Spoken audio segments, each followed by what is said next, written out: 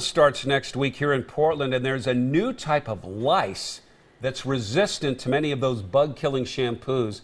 And scientists have dubbed this a superbug, and it's already here in the Northwest. It's already here. So we wanted to know if local schools are doing anything different to prepare for this super lice. Our Lisa Balick's been talking with some of the major school districts. And Lisa, what did you find out about this? Well, I think the thing you need to know at first is that drug companies that make products to kill lice are behind the studies. Now, lice, definitely a problem parents often have to deal with.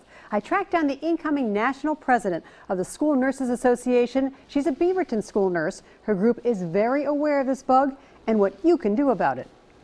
Sure, there's the ick factor, finding tiny insects crawling around in your kid's hair. Now there's worry about superbugs, lice that are not easily killed by the over-the-counter lice shampoos. You see the eggs? Whoa. Some scientists say they're found now, those superbugs, in more than half the states, including Washington. But they're not scaring everybody. Do we get panicked when we hear superbug? No, it's a head lice. We've had them for a long, long time. Beaverton school nurse Nina Fakaris is the president-elect of the National School Nurses Association.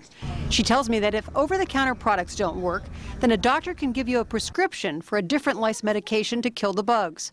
Beaverton and Portland continue to have a no live lice policy. Kids are sent home if they have live bugs in their hair and checked when they return.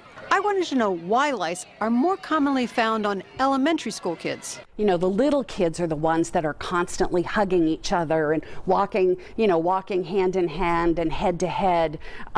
They have less personal space, less personal boundary space. The older kids get, the more kind of personal boundaries they have. She recommends parents do a once-a-week check, especially in hair behind the ears, at the nape of the neck, and around the crown. School, by the way, isn't the only place kids end up sharing lice. Sleepovers, gymnastics, sharing hats or brushes all help lice find another head of hair to live in.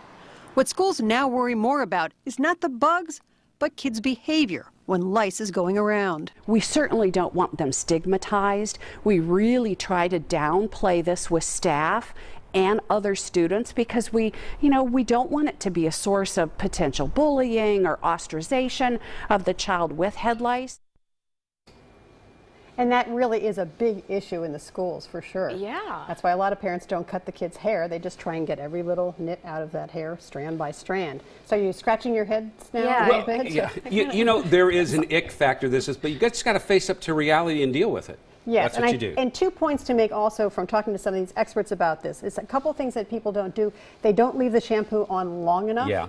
And that seems to be one of the main points that people forget to do. Thanks. And to keep your hair tied back too, right? Absolutely, when the kids are off to school. Thanks, Lisa.